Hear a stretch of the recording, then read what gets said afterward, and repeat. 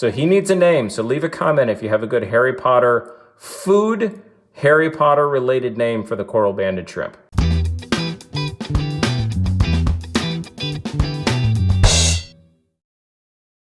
Welcome back to Family Tanks. I'm Zosia. I'm Scott. And today is Watery Wednesday, our first version. Our first episode of Water Wednesday. Good concept, right? So tell everybody about Water Wednesday. What's that all about? So Water Wednesday is basically where we deep dive, you get my pun, into all of our tanks.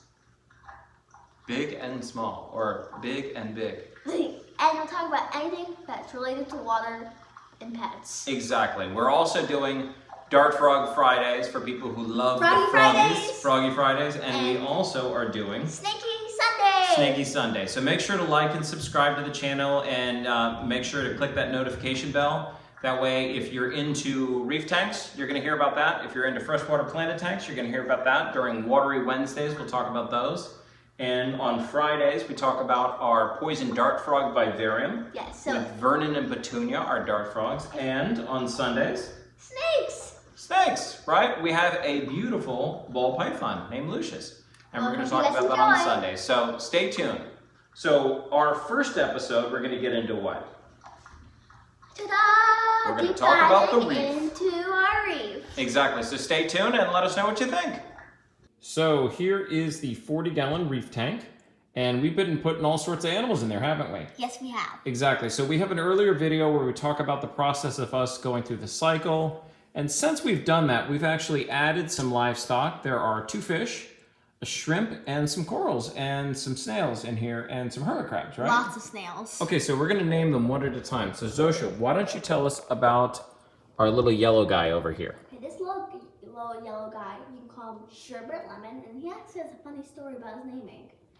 So it started out when we first got him.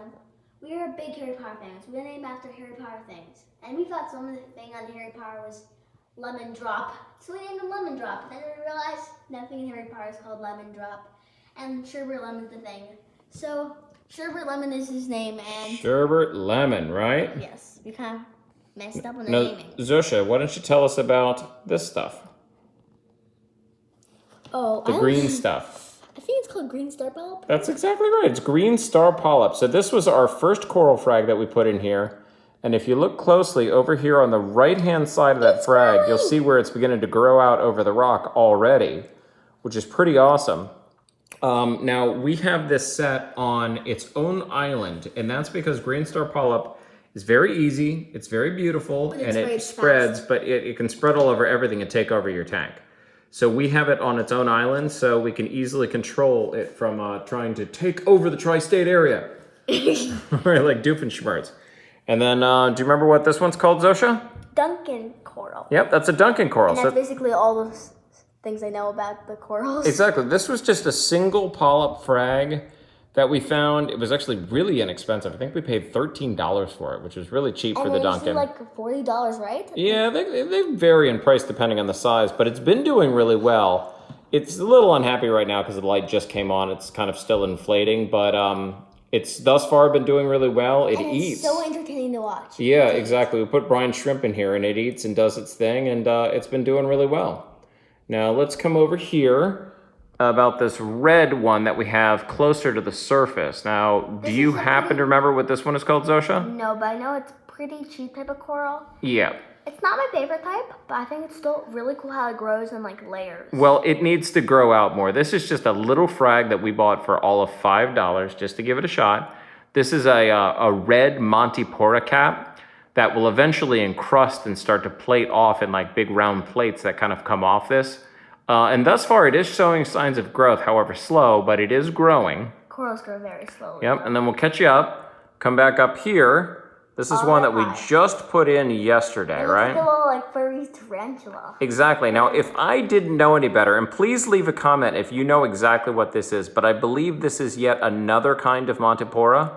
It's got some larger polyps, as you can see. We saw this at the fish store, like, what is that? It's so cool. Exactly. And thus far, because the tank's new, I mean, we've been cycled for about a month and a half now, and we've seeded it a bunch of times, and we're going slow, and everything's working well, but, you know, we want to go slow on this, so we're putting inexpensive frags in, and thus far, everything seems to be really happy, right?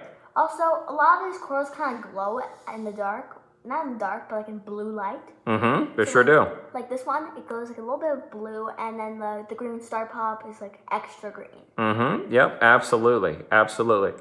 So moving on our coral adventure, let's bring you down to, where is it? There we go. This one. Do you remember what this is called, Zosia? No, but I think it looks super, super, super cool. Exactly. This is called a recordia. This is a green recordia, which is basically a type of mushroom polyp, a soft coral. We have it down low because it's a lower light coral. And this was just introduced yesterday, but thus far it looks pretty good. It's just beginning to extend.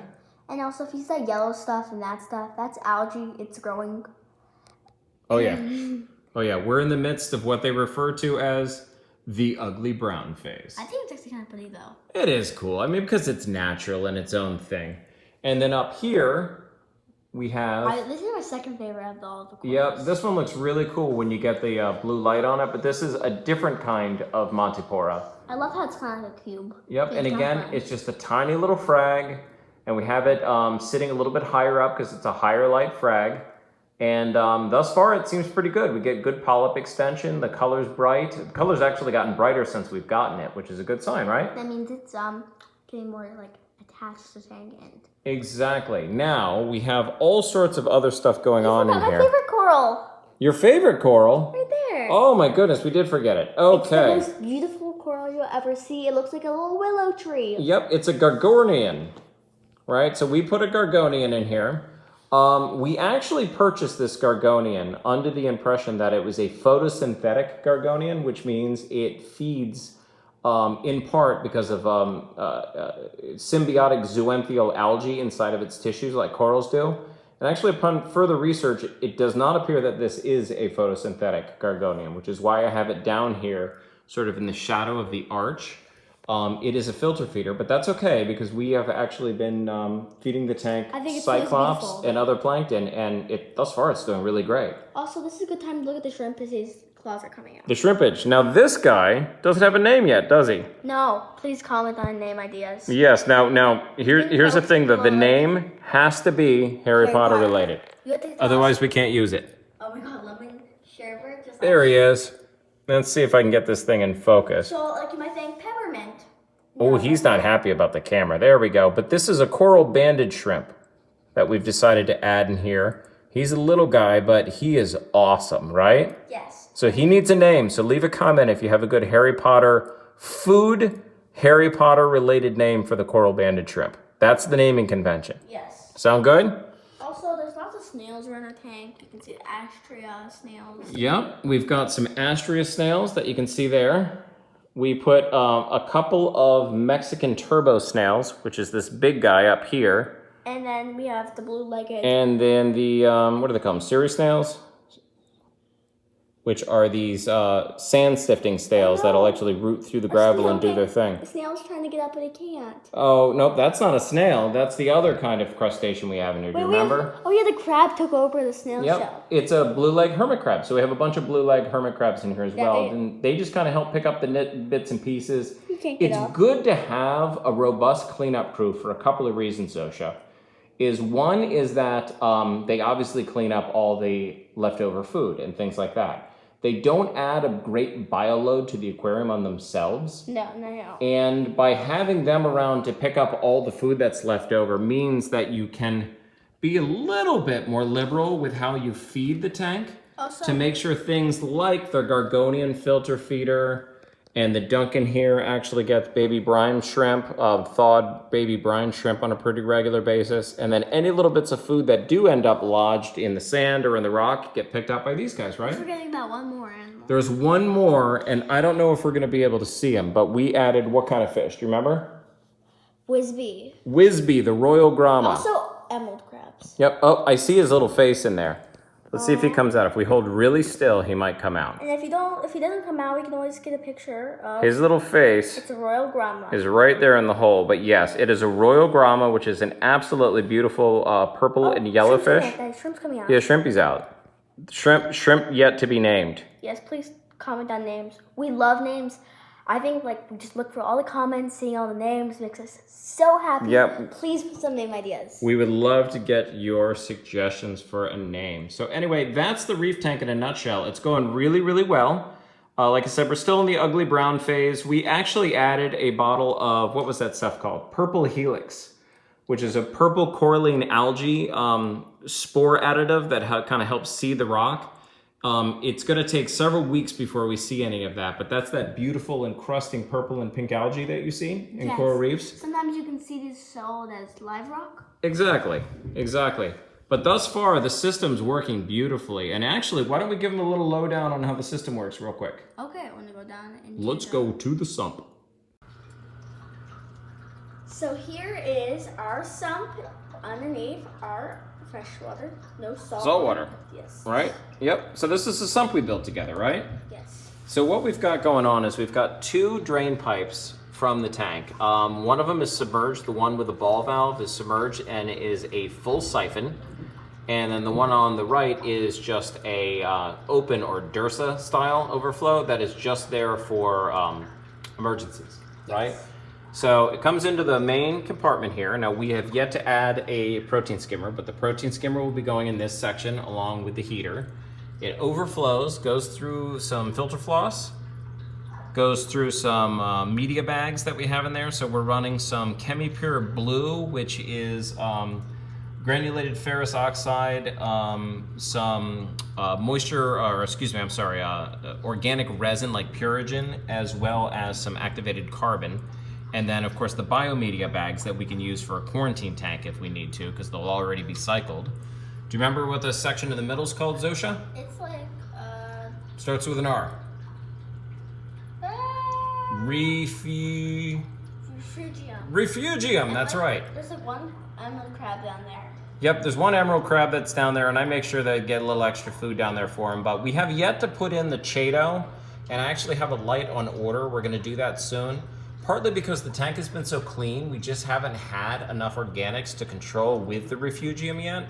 But we're going to get that going so we can start getting some copepods and other things growing and get this thing kind of up and running and sort of increase the biodiversity in the tank, right? And then, of course, that goes over to our return pump chamber. And we've got the auto top off and a thermometer, right? Yep, and then there's the water line right there. Exactly. So the auto top up uses that electronic eye to turn this pump, and we just have a 10-gallon aquarium in here full with RO water. And then when it turns on, the water level gets low. It takes this tube all the way across and all the way down. Now, one important thing is you can never let the tube be lower than the level in your RO reservoir. Otherwise, you get a siphon and you end up putting too much fresh water in. So I have the tube going into this PVC, and it's actually cut off right about here, and then it drains down, and that way I'm guaranteed that I never ever get a siphon and we don't have any issues, right? And it's been working beautifully. And then, of course, the auto top off and our marks for water lines. So that's how we're running our system. So far, so good. If you like this video, like and subscribe. And we really appreciate it. Absolutely. So make sure to subscribe for other Watery Wednesdays. And of course, we have our Dart Frog Fridays and Froggy Fridays and Snaky Saturdays. Snaky Saturdays. Sundays. Oh, sorry, Snaky Sundays for everybody else who might be into reptiles and amphibians.